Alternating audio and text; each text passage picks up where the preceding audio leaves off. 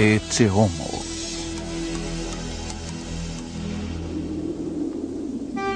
Distribuição Sinapse.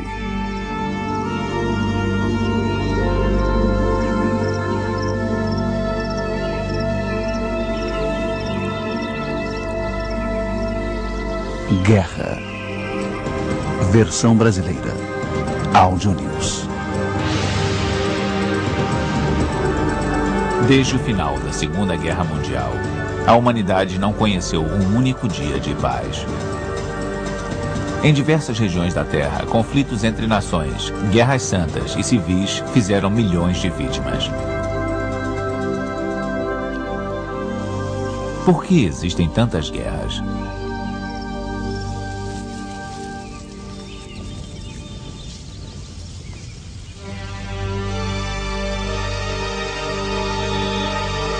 Ao longo da história, as guerras redesenharam fronteiras nacionais, derrubaram governos e forçaram populações inteiras a deixar suas casas.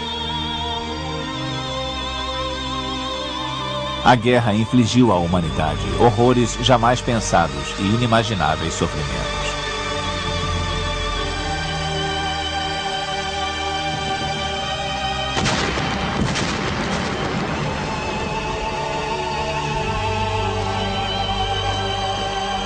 Mesmo hoje em dia, quase todas as nações do mundo mantêm um exército. Mais de 22 milhões de pessoas estão envolvidas na defesa de seus países ou em vários conflitos eclodindo ao redor do planeta.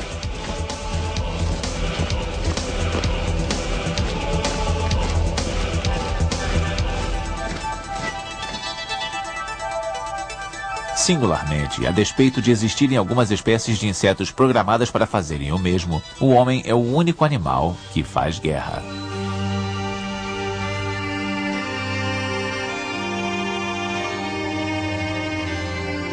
E ainda existem armas espalhadas pela natureza.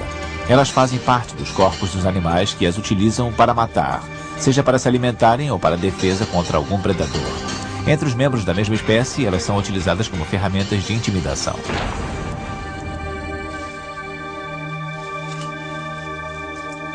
Com as nossas inexpressivas unhas e dentes, nós somos um dos poucos animais que não possui armas naturais. Entretanto, fomos capazes de inventar armas letais o bastante para aniquilar um grande número de pessoas de nossa própria espécie.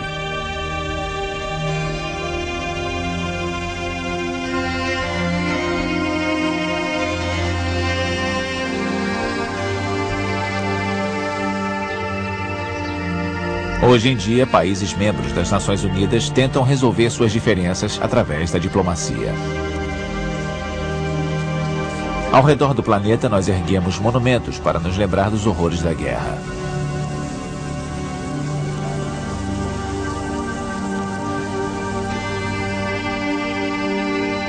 E ainda assim, a humanidade continua se massacrando mutuamente.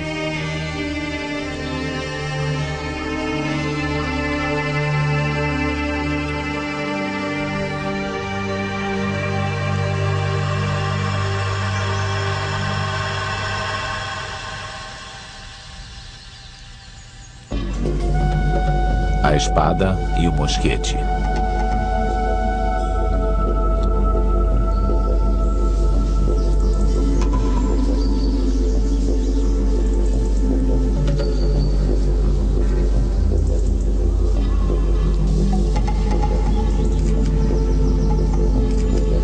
No alvorecer da humanidade, não tínhamos territórios ou propriedades para defender, então não havia motivo para fazermos a guerra.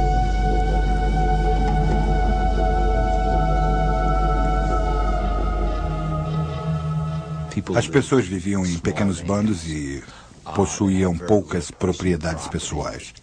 O território não tinha nenhum significado específico para eles, porque todos estavam muito ligados à sua subsistência, perseguindo as manadas de animais ou se aproveitando do extrativismo vegetal em diferentes partes da Terra.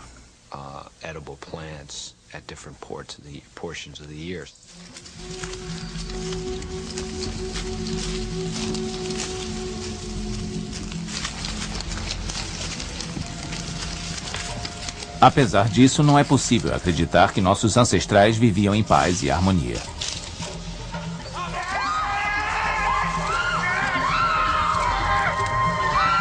Eles lutavam entre si para ter acesso aos reservatórios de água e também por mulheres, pois sem elas não poderiam se reproduzir.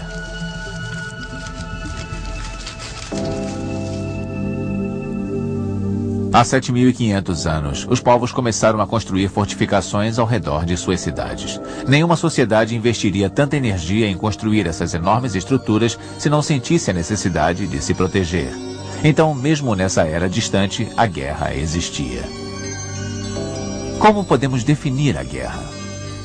Era uma atividade regularmente associada a uma comunidade com o objetivo de conquistar vantagens econômicas ou políticas.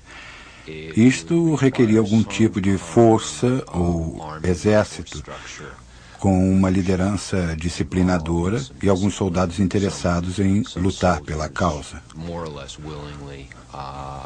O mais importante não eram as vitórias transitórias, como, por exemplo, aprisionar mulheres ou tomar controle de alguma atividade, usando violência e procurando vingança, mas sim os resultados duradouros.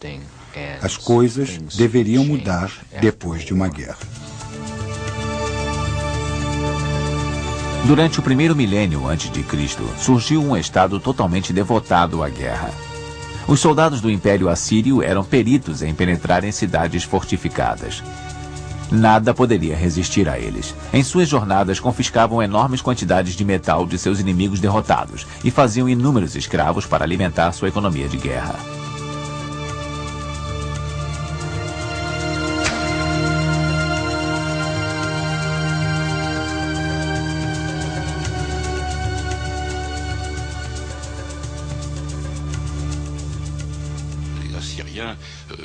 Os assírios tomaram o controle utilizando a intimidação, incluindo desenhos de torturas que seriam infligidas aos seus inimigos. Não havia receio em usar a tortura, mas eles primeiro ilustravam as mesmas em desenhos e utilizavam maciçamente a propaganda, eu diria, me apropriando de um termo atual, para aplicar aquele período. Mas eles dissuadiam seus inimigos, se mostrando extremamente cruéis. Os assírios construíram um dos maiores impérios da história. Isso incluía o Egito e se estendia até o Golfo Pérsico.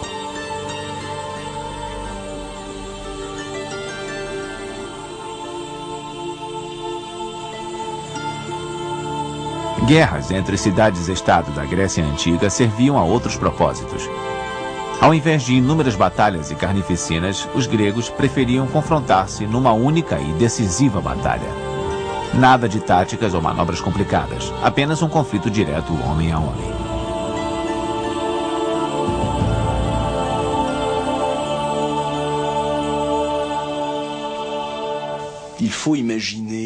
Imagine um enorme campo de rugby sob um sol escaldante com os homens vestindo 35 quilos de bronze.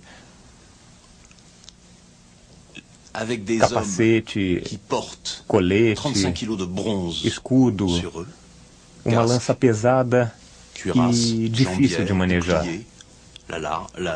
O capacete protegia o rosto muito bem, mas reduzia o campo de visão dos soldados.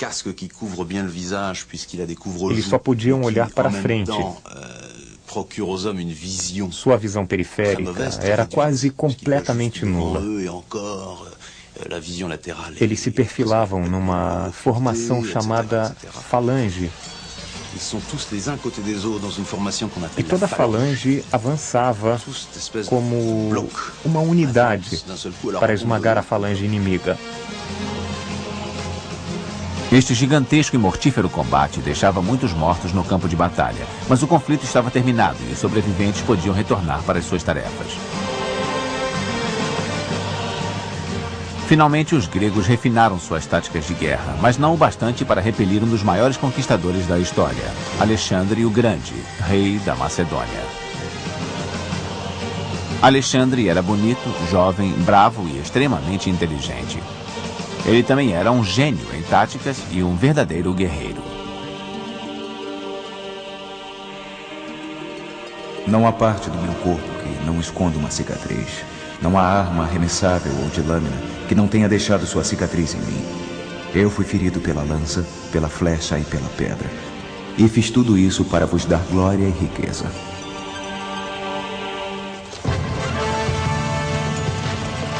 É por causa de sua habilidade em provocar o entusiasmo de suas tropas que os maiores líderes podem convencer os homens a irem para a guerra.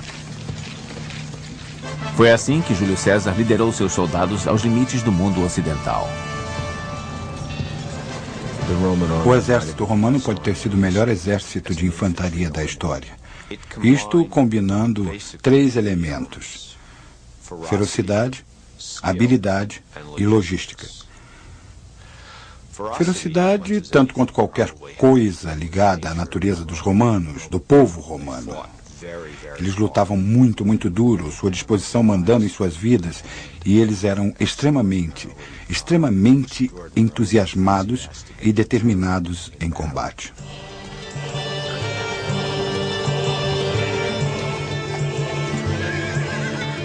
Na Idade Média foi inventado um objeto muito simples e a natureza dos combates mudou radicalmente. O estribo deu aos cavaleiros um melhor apoio e permitia que lutassem com seus inimigos sem cair do cavalo. E isto deu à cavalaria uma vantagem considerável.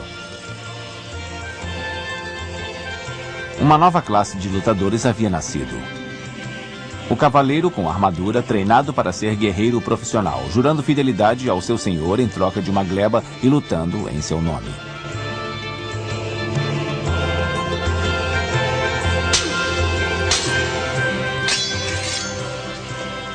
No século XI, em nome de Cristo, estes homens foram enviados para retomar a cidade sagrada de Jerusalém dos muçulmanos.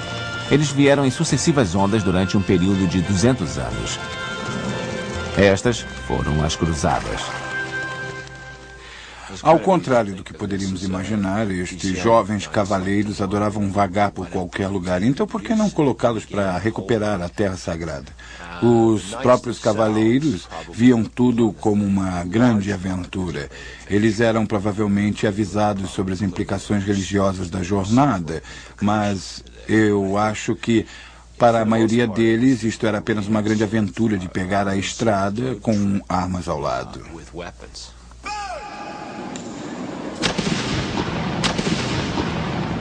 A invenção da arma de fogo anunciou o fim da cavalaria medieval. Elas demandavam menos treinamento e permitiam aos soldados matar à distância, evitando o combate corpo a corpo.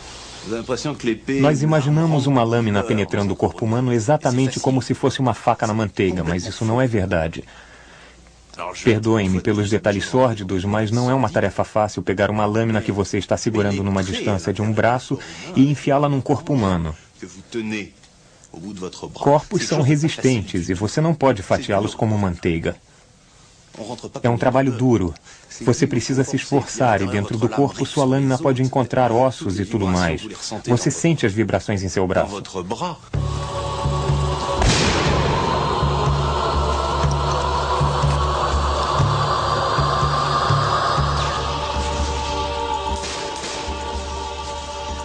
Naquela época, a Europa estava tomada por guerras religiosas. Uma das mais sangrentas foi a Guerra dos 30 Anos.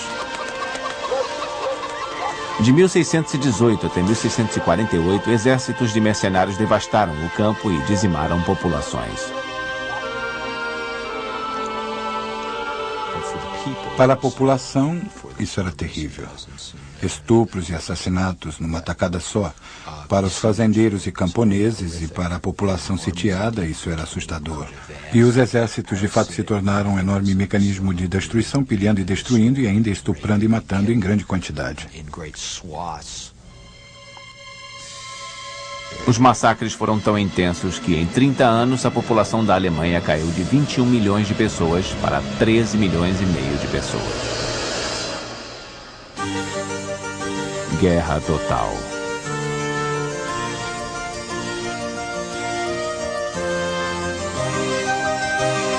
Uma nova forma de guerra apareceu no século XVII. Desde então, a luta passou a acontecer no campo de batalha.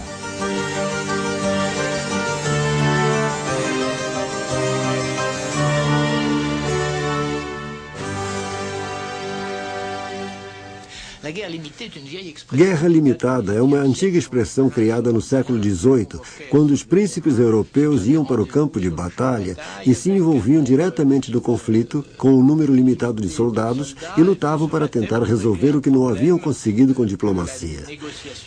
Eles lutavam durante um tempo limitado e o vitorioso conquistava os benefícios diplomáticos, ficando em paz até a próxima guerra.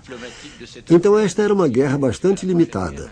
Limitada pelo número de soldados, pelo alcance da batalha, apesar de sua letalidade, e, de certa forma, por uma limitação geográfica.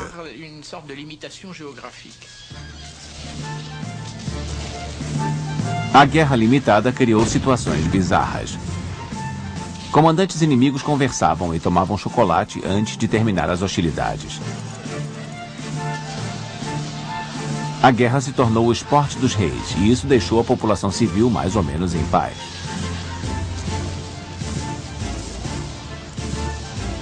No final do século XVIII, a Revolução Francesa colocou um fim na cortesia como parte da arte da guerra. Como escreveu Lazare Carnot, organizador dos exércitos revolucionários franceses, a guerra é um negócio violento. Ou nos engajamos completamente na guerra ou vamos para casa. Precisamos exterminar até o fim. Isto marcou o início da guerra de massa. A República era desafiada de todos os lados, então a França mobilizou centenas de milhares de homens para defendê-la. Assim, Napoleão Bonaparte surgiu liderando o grande exército. Ele sonhava em subjugar a Europa. Napoleão era um extraordinário líder militar. Ele era provavelmente o único homem que eu poderia comparar em termos de carisma e sagacidade a Alexandre o Grande. Num número de ocasiões, as tropas napoleônicas eram tão leais a ele que bastava ele aparecer numa situação crítica durante uma batalha para as tropas se moverem adiante com um entusiasmo renovado. Um exército cansado conseguia lutar até o fim do dia. A França literalmente se entregou ao jovem e corajoso Napoleão. Ele era um líder poderoso. Apesar da derrota dos grandes exércitos napoleônicos, o poder destrutivo da guerra permaneceu relativamente limitado. Mas tudo mudou radicalmente no início do século XX.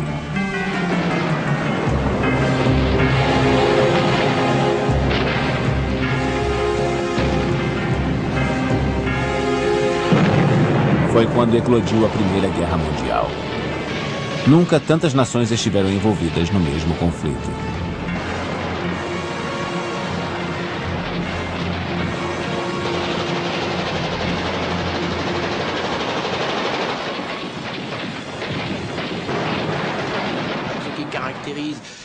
O que caracterizou a guerra de 1914 foi o poder de fogo. Poder de fogo não depende apenas da qualidade das armas e do poder dos explosivos, mas também da quantidade.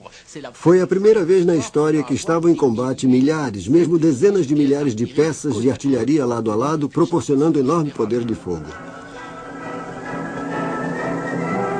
3 novidades técnicas deram à Primeira Guerra Mundial uma face totalmente nova. O motor, inventado no século XIX, permitiu o transporte estratégico. O primeiro avião de guerra surgiu e foram usados mais e mais durante o conflito.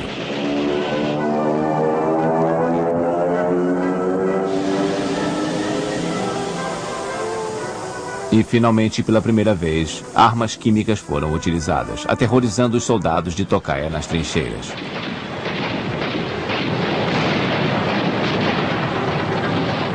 Os soldados se encontravam diante de um inferno jamais imaginado.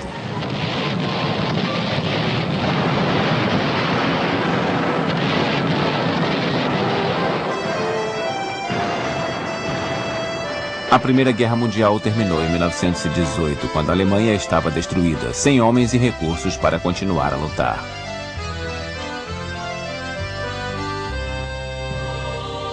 Para vencedores e derrotados, as perdas foram consideráveis. 9 milhões de soldados morreram. Uma geração inteira de homens no auge da vida.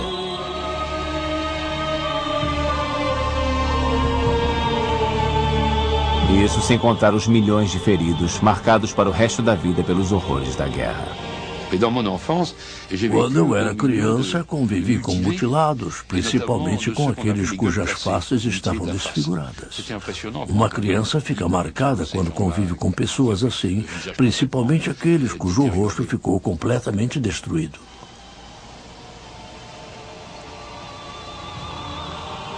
Apesar de tudo, as baixas na população civil foram pequenas.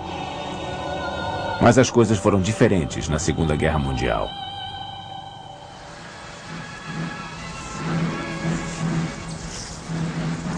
A Alemanha queria vingança pela humilhação sofrida durante a Primeira Guerra Mundial e depositou toda a sua confiança num líder que operasse para unir as massas em torno de um objetivo comum, uma grande Alemanha. Esse líder foi Adolf Hitler.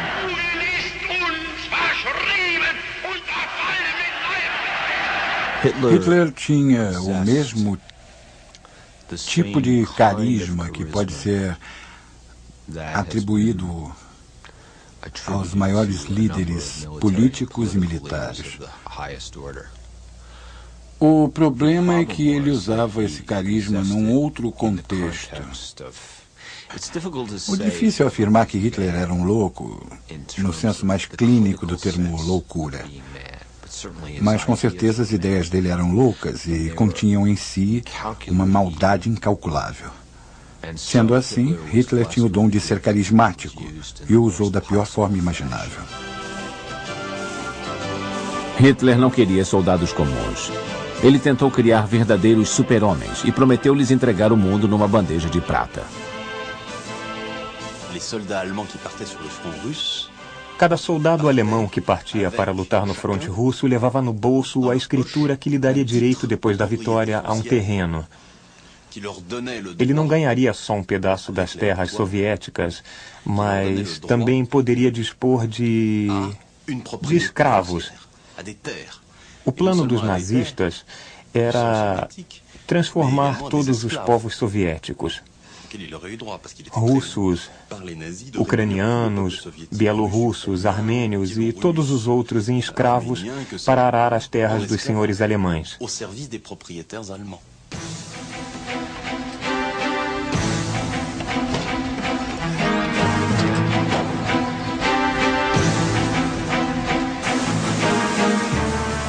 A Segunda Guerra Mundial foi uma guerra industrial. Quando o conflito começou, a Alemanha estava em posição de vantagem. Sua capacidade de produção bélica era bem maior que a dos aliados. Mas à medida que as batalhas se acirraram, a situação se reverteu. Não importava quantos aviões, navios e tanques os alemães conseguiam produzir, o arsenal dos aliados sempre aumentava mais depressa.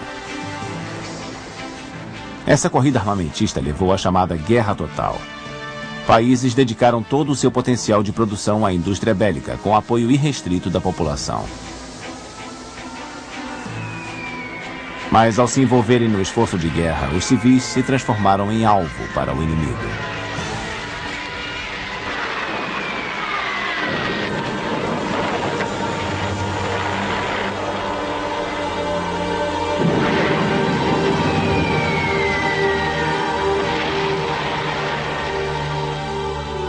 A Segunda Guerra Mundial ceifou 50 milhões de vidas.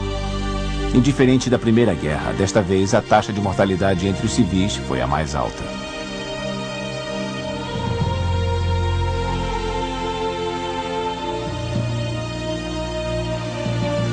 A Alemanha se rendeu em maio de 1945.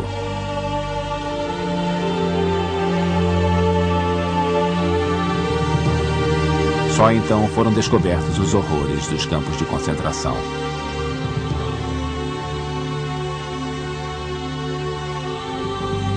Três meses mais tarde terminou a guerra no Pacífico com uma visão do apocalipse.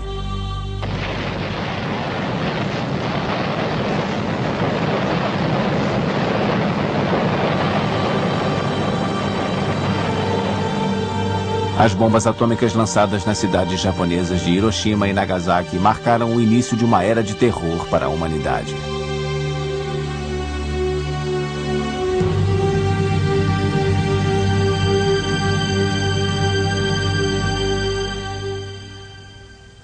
A maior ironia na história do desenvolvimento das armas modernas é o fato de o objetivo desse desenvolvimento, ao menos nos exércitos democráticos, ser a criação de armas que não fossem necessariamente mais eficazes e sim mais fáceis de usar.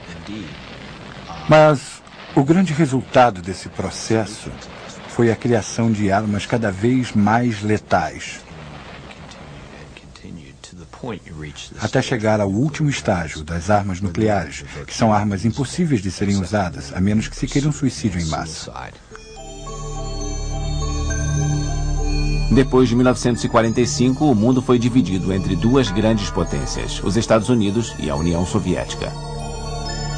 Na corrida pelo armamento nuclear, os dois países, que já haviam sido aliados, deram início à Guerra Fria.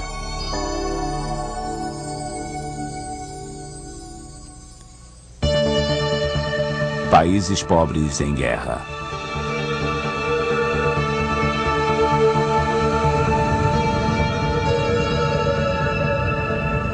Durante a Guerra Fria, os Estados Unidos e seus aliados acumularam milhares de mísseis nucleares, numa quantidade suficiente para aniquilar diversas vezes a União Soviética. Os soviéticos, por sua vez, desenvolveram um arsenal suficiente para fazer o mesmo com os Estados Unidos. Diante dessas condições, uma espécie de equilíbrio aterrorizante passou a ser mantido entre o bloco oriental e o ocidental. Desde a década de 70, a maioria das potências militares vem assinando tratados para limitar e até mesmo reduzir o seu arsenal atômico. Hoje são os países em desenvolvimento que têm usado armas nucleares para fortalecer a sua posição estratégica em relação aos seus vizinhos. E eles insistem em fazer isso apesar das ameaças de sanções econômicas.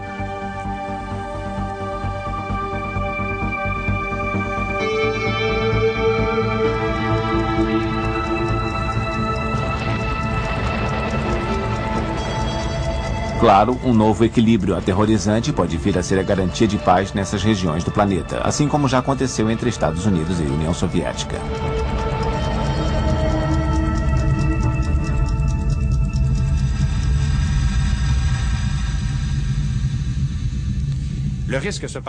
Existe um risco nessa tese que podemos chamar de contratese ou antítese, e é o seguinte. Na tensão entre Estados Unidos e União Soviética não havia motivações viscerais, religiosas, étnicas ou mesmo políticas para iniciar um conflito. Era uma oposição motivada por razões geopolíticas e não por questões fundamentais. Entre a Índia e o Paquistão, o Irã e o Iraque, ou Israel e os países vizinhos, três locais onde tem havido conflitos verdadeiros com milhares de vítimas, será que podemos aplicar os mesmos princípios da estratégia nuclear da Guerra Fria? Infelizmente, ninguém tem uma resposta exata, embora o futuro da humanidade dependa dessa resposta.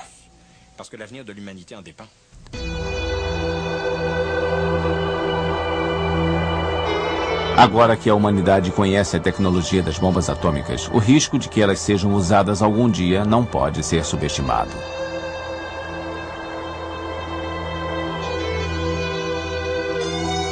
Mas uma coisa é certa. Sob um ponto de vista estratégico, a viabilidade de usar armas nucleares é praticamente nula. Como elas poderiam distinguir entre inimigos e aliados e destruir um sem dizimar o outro?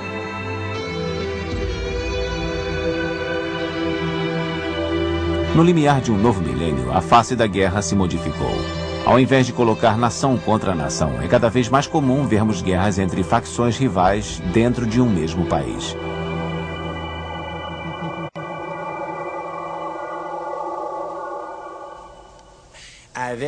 Com a existência de centenas e às vezes milhares de clãs diferentes, com a diferença de identidades, as divergências políticas, as dificuldades econômicas e a invasão das fronteiras por massas de refugiados, as coisas estão ficando cada vez mais complicadas.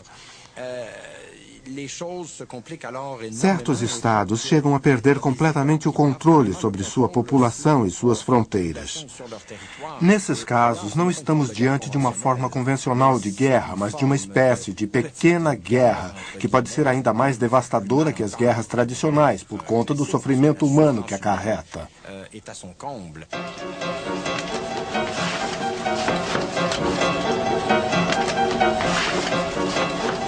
As disputas são locais.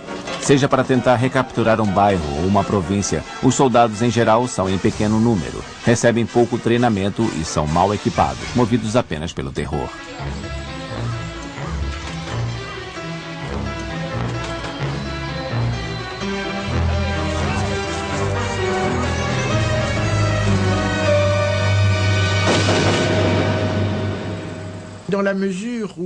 À medida que novos estados surgem ou se desintegram pela incapacidade de manter suas funções, a manutenção da ordem e do cumprimento das leis, vemos aparecerem os conflitos internos, a luta entre facções.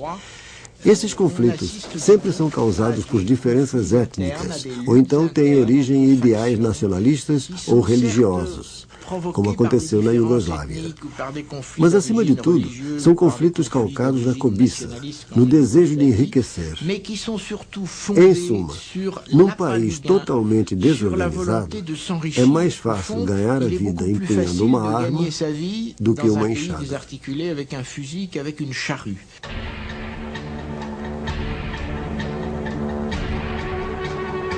Nos países mais pobres, as guerras são travadas pelos motivos mais antigos de que se tem conhecimento.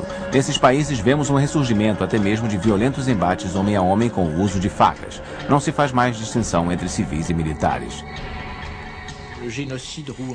Num período de 5 semanas, os perpetuadores do genocídio em Ruanda mataram 600 mil pessoas a machadadas.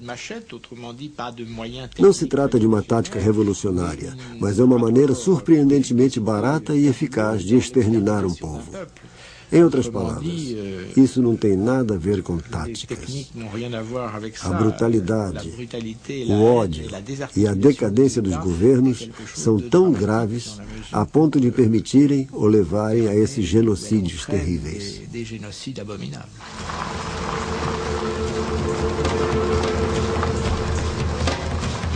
Em países em que direitos são violados, a pobreza é endêmica e parece não haver esperanças. O apelo das armas pode ser muito sedutor.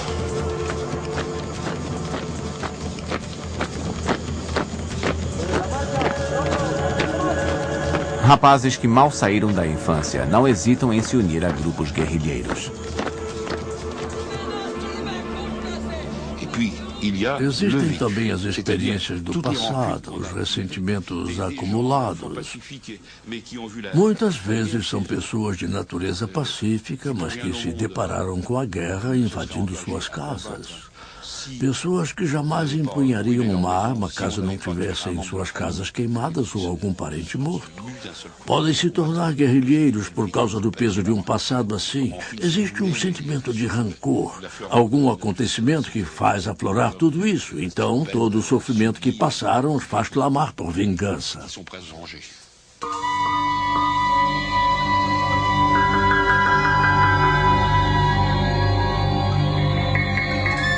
Desde a Segunda Guerra Mundial, os conflitos que irromperam no mundo inteiro já mataram mais de 20 milhões de pessoas.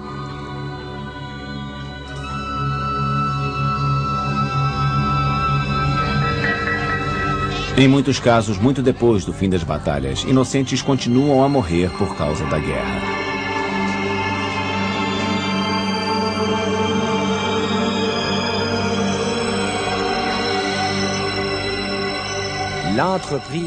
Precisamos aperfeiçoar as medidas políticas e técnicas para desativar as minas, porque o número de vítimas entre adultos e crianças é inacreditável. Em alguns países de terceiro mundo, não existe um só campo ou pedaço de terra livre das minas.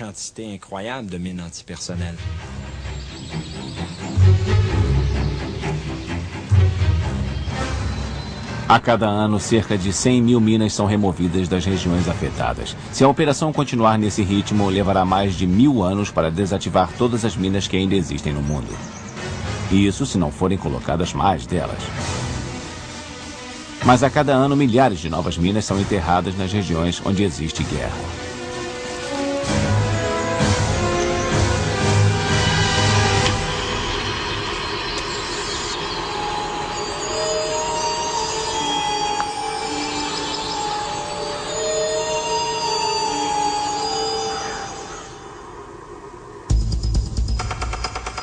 o alto custo da guerra.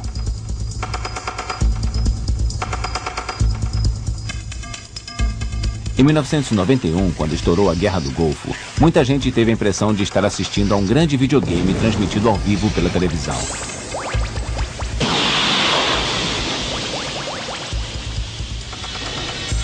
Na tela, mísseis e bombas inteligentes atingiam o alvo com uma precisão impressionante.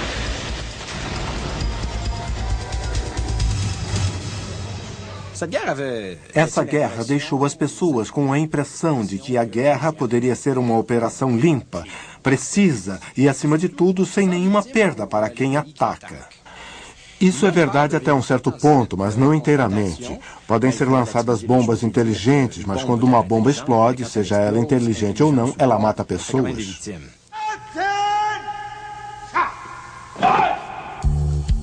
O poder de um exército não é mais medido pelo seu contingente, mas pela qualidade dos seus especialistas.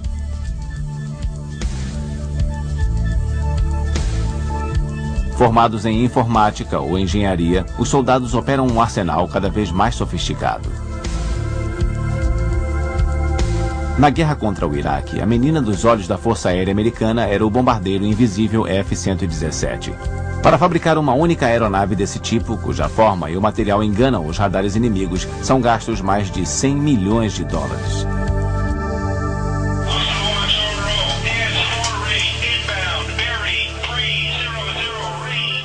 Todas essas armas de alta tecnologia são usadas raramente. Ironicamente, os países que têm condições para fabricá-las são os que têm cada vez menos motivos para guerrear entre si. O que é democracia? Dentro de um país, é a possibilidade de se recorrer à lei para apaziguar conflitos. Mas em escala mundial, é poder recorrer a leis internacionais para apaziguar desavenças entre nações. A democracia é o fim da guerra entre países. Ela se parece com a afirmação que o filósofo alemão Immanuel Kant fez no século XVIII em seu projeto para a paz duradoura. A paz existirá na Terra quando todos os sistemas políticos convergirem. Em outras palavras, quando o mesmo sistema político valer para todos e reinar a democracia, o governo do povo, pelo povo e para o povo.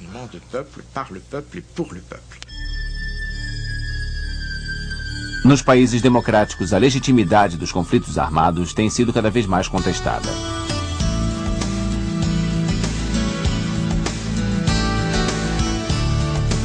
A geração do Baby Boom nos Estados Unidos nasceu numa época de paz. Eles entoaram os famosos faça amor, não faça guerra e não estão dispostos a sacrificar as vidas dos seus filhos.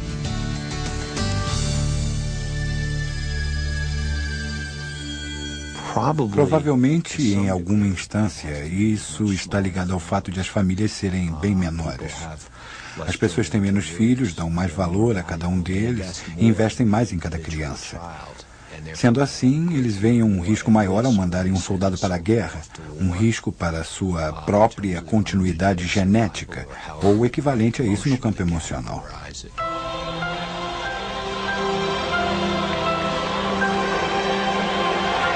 Podemos ter a esperança de ver o fim da guerra? O fim de todas as guerras? Eu acho que sempre haverá guerras, embora a forma possa mudar. No contexto da Primeira Guerra, por exemplo, de 1914 a 1918, quando a luta se dava entre milhões de soldados separados por milhares de quilômetros de trincheiras, seria impossível prever as matanças de civis que aconteceriam mais tarde na Bósnia, em Ruanda e em tantos outros lugares.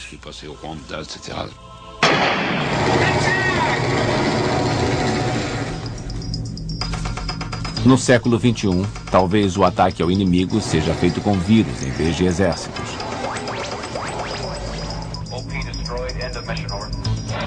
E não estamos falando de guerras biológicas, mas de uma guerra cibernética com vírus de computador.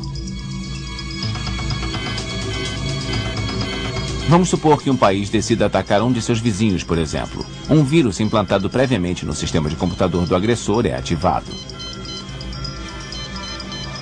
Informações vitais são deletadas. O sistema ferroviário para de funcionar. Os sistemas de radar entram em colapso. Ordens falsas são enviadas aos campos de batalha. Os soldados começam a andar em círculos.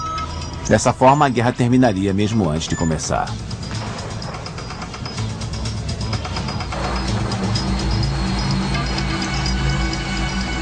Mas armas de alta tecnologia, sejam bombas inteligentes ou vírus de computador, nunca vão acabar com o conflito direto, com a violência e com as mortes.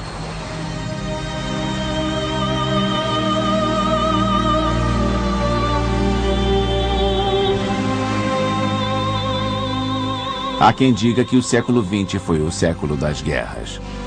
Mas também foi nesse mesmo século que a espécie humana, aterrorizada pela sua própria loucura assassina, começou a buscar meios para evitar que confrontos entre nações se transformassem em matanças.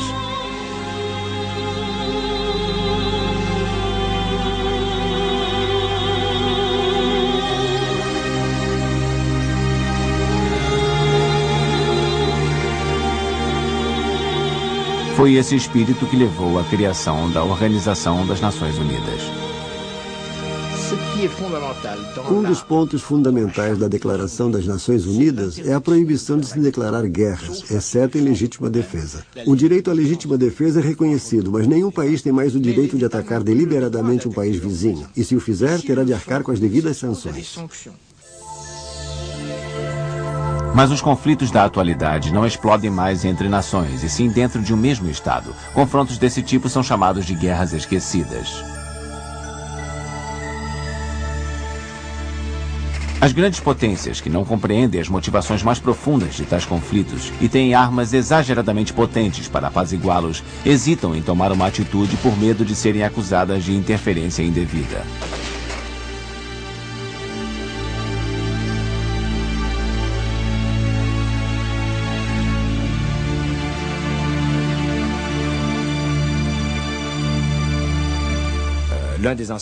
Em 1992, o ex-secretário-geral da ONU, Boutros Ghali, acirrou os ânimos com a proposta de criar uma espécie de exército das Nações Unidas para evitar esse tipo de conflito. Mas isso ainda precisa ser muito elaborado.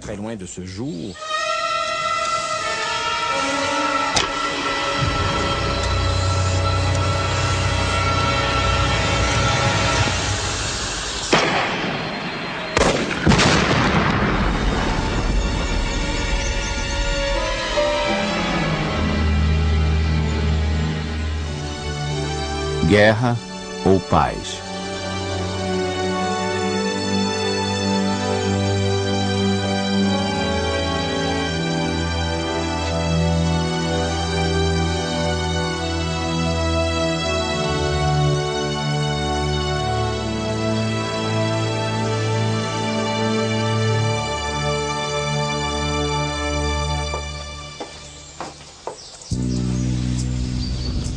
Ao longo da história, os soldados sempre se vangloriaram de suas batalhas. Hoje, cada vez mais, eles são encorajados a desempenhar novos papéis.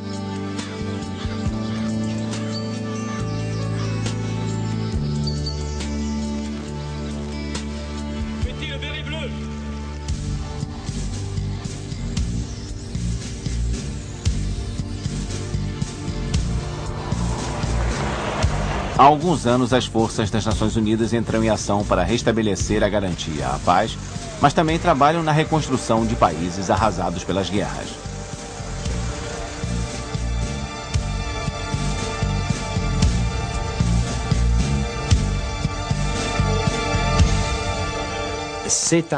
Esse tipo de missão já indica mudanças radicais nas ações pela paz.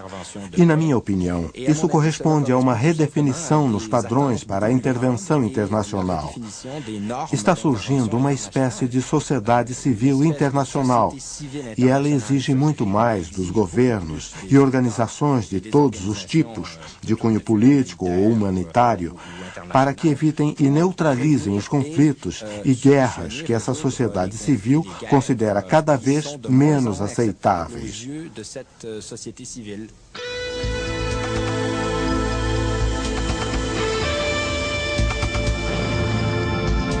A guerra e até mesmo a vitória passam a ser vistas com reservas. A Operação Tempestade no deserto poderia ter levado facilmente soldados até Bagdá. Mas, contrariando qualquer lógica militar, os aliados suspenderam o seu avanço até que o Kuwait fosse libertado, evitando assim a perda inevitável de vidas humanas que uma invasão ao Iraque acarretaria. Mas, acima de tudo, a opinião pública internacional considerava inaceitável que se recorresse à violência para derrubar Saddam Hussein. Quando o agressor foi forçado a recuar, a missão dos aliados deu-se por encerrada. Para evitar a guerra, devemos encontrar maneiras de apagar as chamas da discórdia no mundo inteiro.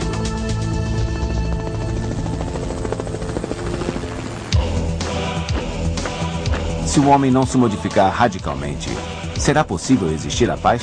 Depois de milhares de anos de conflitos sangrentos, fica difícil acreditar que as pessoas deixarão de lado as armas como uma maneira de resolver suas diferenças.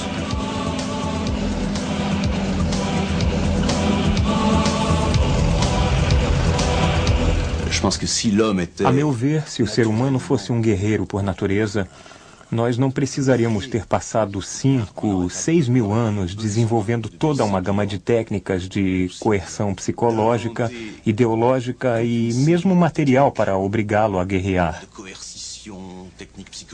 E não apenas isso, mas também técnicas para que, chegando no campo de batalha, diante de tanto horror e tanto perigo, o homem não se rendesse ao seu instinto mais básico e fugisse do terror.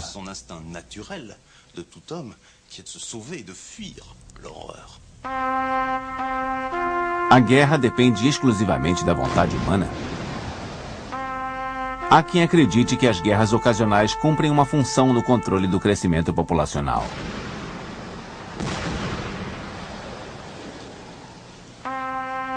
Mas essa função ainda terá utilidade? Hoje, nos países industrializados, o crescimento populacional é quase nulo. O fantasma da fome foi afastado, e assim a necessidade de conquistar novas terras não existe mais. Obviamente, é difícil prever o futuro das guerras. Mas um ponto que parece estar claro é o seguinte: entre os países mais desenvolvidos e mais democráticos ao longo da história, há evidências mostrando que parece não existir uma tendência belicosa. O desenvolvimento econômico parece apaziguar algumas das questões que poderiam levar às guerras.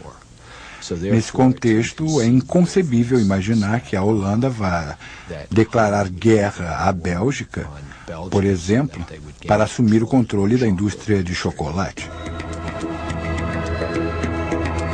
A globalização e integração dos mercados deve modificar profundamente as relações entre os países. Se a economia de um país está prosperando graças às relações comerciais com seus parceiros, não existe interesse em declarar guerra a eles.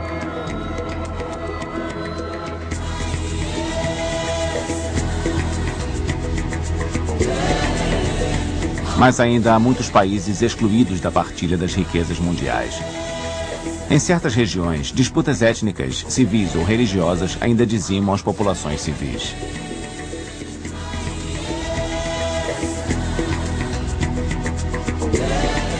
Existem 3 condições essenciais para a manutenção da paz: prosperidade econômica, democracia para todos os povos e o fim da noção que associa o tamanho do território ao poder de um país.